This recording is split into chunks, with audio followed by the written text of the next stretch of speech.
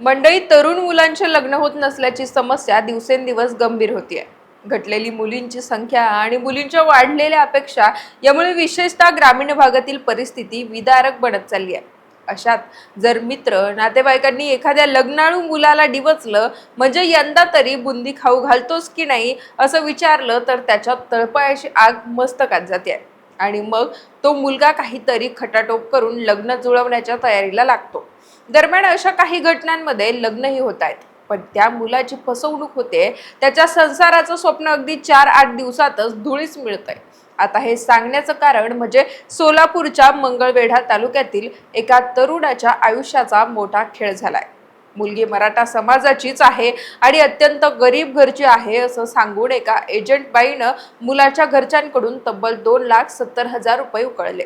मुलाच्या हट्टापायी आणि घराच्या गरजेपोटी कुटुंबानं एवढी मोठी रक्कम एजंटच्या हवाली केली आणि लग्नही लावून देण्यात आलं. पण 4च दिवसात नवरीचं बिंग फुटलं. सकाळी सकाळी घरातून पळून जाताना ती तिच्या टोळीसह पकडली गेली. पण नवऱ्या, मुलाला आणि त्याच्या कुटुंबियांना खरा धक्का तेव्हा बसला जेव्हा त्यांना कळालं की ती मुलगी मराठा नसून मुस्लिम समाजाची आहे. एवढंच नाही तर तो मुलगी आधीच विवाहित असून तिला एक मुलगा असल्याची देखील माहिती पोलीस तपासात समोर आली आहे. त्यानंतर मात्र मंगळवेढ्यात चांगलीच खळबळ उडाली. दरम्यान या प्रकरणी आता पोलिसांनी 5 जणांवर गुन्हा दाखल केला. पण हा सगळा प्रकार नेमका घडला कसा, या प्रकरणाचं उदगीर आणि गुजरात कनेक्शन नक्की आहे काय, सगळी स्टोरी या व्हिडिओत मी तुम्हाला सांगणार आहे. नमस्कार, मी पूजा आणि आपण पाहताय देदानका. मंगळवेढा तालुक्यातील लेंडवे चिंचोळे येथील एका 37 वर्षीय शेतकरी मुलासोबत हा फसवणुकीचा प्रकार घडला. आता नवरा मुलगा शेतकरी म्हटल्यावर समाजात काय परिस्थिती आहे हे वेगळं सांगायची गरज नाहीये. पण तरीही हा तरुण मुलगा मागील काही वर्षांपासून नवरी मुलीच्या शोधात होता. त्यानं त्याच्या कुटुंबाने भरपूर प्रयत्न केले, पण लग्न काही जुळलं नाही. अशातच एका महिला एजंटनं त्याची मजबुरी ओळखली. लातूरच्या उदगीर मधील सुरेखा सूर्यवंशी असं त्या एजंट बाईचं नाव.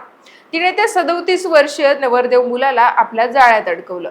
माझ्या संपर्कात तुमच्या समाजाची म्हणजेच मराठा समाजाची नवरी मुलगी असून दिसायला छान आहे, पण गरीब घरची आहे. त्यामुळे तुमच्या कोणत्याच अपेक्षा ते पूर्ण करू शकणार नाही आणि त्यासाठी काही पैसा देखील मोजावा लागेल असं सांगून सुरेखानं त्या शेतकरी मुलाला आणि त्याच्या कुटुंबाला तयार केलं. त्यांच्याकडून तिनं 2,70,000 रुपये एवढी रक्कम घेतली. दरम्यान 15 एप्रिलच्या दिवशी एजंट असलेल्या सुरेखानं त्या मुलाला कुटुंबासह उदगीरला बोलावलं. ते दुपारी 4 वाजता उदगीरला पोहोचले, पण रात्री 8 वाजेपर्यंत त्यांना सुरेखा सूर्यवंशीची वाट पाहावी लागली. ती आल्यावर तिने पहिल्यांदा नवरदेव मुलाला मुलगी दाखवली. ती मुलगी पाहताच त्यानं आपली पसंतीही दर्शवली. मग काय, उदगीर येथील एका गणपतीच्या मंदिरात रात्री 11 वाजता हार घालून त्यांचं लग्न लावून देण्यात आलं. त्यानंतर नवरदेव आणि नवरी कुटुंबासह गावाकडे पोहोचले.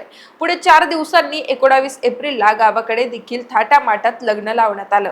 अक्षदा पडल्या आणि नवरदेव नवरीचं देवदर्शनही झालं. नवरा मुलगा त्या मुलीसोबत सुखी संसाराची स्वप्न बघू लागला. अशातच 23 एप्रिलचा दिवस उजाडला आणि त्या नवरीनं आपलं खरं रूप दाखवलं. तर घडलं असं की 23 एप्रिलच्या पहाटे 6 वाजता नवरदेव मुलाच्या घराजवळ एक 4 व्हीलर गाडी येऊन थांबली. ती गाडी पाहताच नवरी मुलगी कोणताही मागचा पुढचा विचार न करता आणि कुणालाही न सांगता थेट त्या गाडीत जाऊन बसली. दरम्यान एकीकडे गाडी निघून जात होती तर दुसरीकडे एक शेजारी ही सगळी घटना बघत होता. त्याला संशय आला आणि त्याने लगेच या घटनेची माहिती नवरदेवाला दिली. मग काय, त्या 4 व्हीलर गाडीचा पाठलाग सुरू झाला आणि ती गाडी थांबवण्यात आली. यावेळी त्या गाडीत मुलीची आई, मुलीची बहीण आणि अल्पवयीन भाऊ होता. दरम्यान आपली फसवणूक झाल्याचं नवरदेव मुलाच्या लक्षात आलं. त्यानं मंगळवेढा पोलिसांना फोन केला आणि त्या 4 व्हीलर गाडीसह थेट पोलीस स्टेशन गाठलं. यावेळी पोलिसांनी गाडीतील सर्वांना ताब्यात घेतलं आणि त्यांची चौकशी केली. पण चौकशीतून समोर आलेली माहिती धक्कादायक होती. नवरी मुलीचं कुसुम घाटाड हे नाव बनावट असून ती मुस्लिम समाजाची असल्याचं समोर आलं. इतकंच काय तर ती आधीच विवाहित असून तिला एक मुलगा असल्याची देखील माहिती समोर आली. ती मूळची उदगीर येथीलच रहिवासी, पण तिचा विवाह गुजरातमध्ये झाला होता.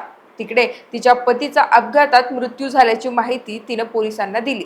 तिने एजंट सुरेखा सूर्यवंशीचं कनेक्शन देखील सांगितलं. दरम्यान आपली आर्थिक आणि भावनिक फसवणूक झाल्यानं संबंधित नवरदेव मुलानं पोलिसात आपली सविस्तर फिर्याद नोंदवली. त्यावर पोलिसांनी नवरी मुलगी, तिची आई नजमा मोमीन, बहीण सादिया शेख, अल्पवयीन भाऊ आणि सुरेखा सूर्यवंशी या 5 जणांवर गुन्हा दाखल केला. एजंट सुरेखाला देखील मंगळवेढा पोलिसांनी ताब्यात घेतलं। या सर्व आरोपींना न्यायालयात हजर केल्यानंतर त्यांना 3 दिवसांची पोलीस कोठडी मिळाली। आता या टोळीनं किंवा एजंट सुरेखा सूर्यवंशीनं अजून किती लग्नाळू नवरदेवांची फसवणूक केली आहे, या टोळीत आणखी कुणाकुणाचा सहभाग आहे, ही टोळी कुठे कुठे सक्रिय आहे, अशा सगळ्या प्रश्नांचा शोध पोलिसांकडून घेतला जातोय। तसंच अशा प्रकारे एजंटच्या माध्यमातून पैसे देऊन लग्न करताना नागरिकांनी सावधगिरी बाळगावी असं आवाहन मंगळवेढा पोलिसांकडून करण्यात आलंय। मंडळी, मुलांना लग्नासाठी मुली मिळत नसल्यानं या गोष्टीचा फायदा एजंट लोक घेत आहेत। सोबतच महाराष्ट्रात सगळीकडेच अशी फसवणूक करणाऱ्या टोळ्या सक्रिय झाल्यात। लग्न झाल्यानंतर 4-8 दिवसात नवरी मुलगी पळून जाण्याचे प्रकार वाढत चाललेत। विशेषतः ग्रामीण भागात दलालांमार्फत असे बनावट लग्न लावून पैसा व सोन्या चांदीची लूट केली जाते। म्हणूनच अशी फसवणूक टाळण्यासाठी लग्नापूर्वी मुलीच्या घरची, नातेवाईकांची, त्यांच्या बॅकग्राऊंडची कसून चौकशी करणं आवश्यक आहे। आणि सगळ्यात महत्त्वाचं म्हणजे अनोळखी दलालांवर विश्वास न ठेवणं। त्यामुळे लग्नाळू पोरांनी सतर्क राहा, सावध राहा आणि हा व्हिडिओ कसा वाटला आम्हाला कमेंट्सच्या माध्यमातून नक्की कळवा।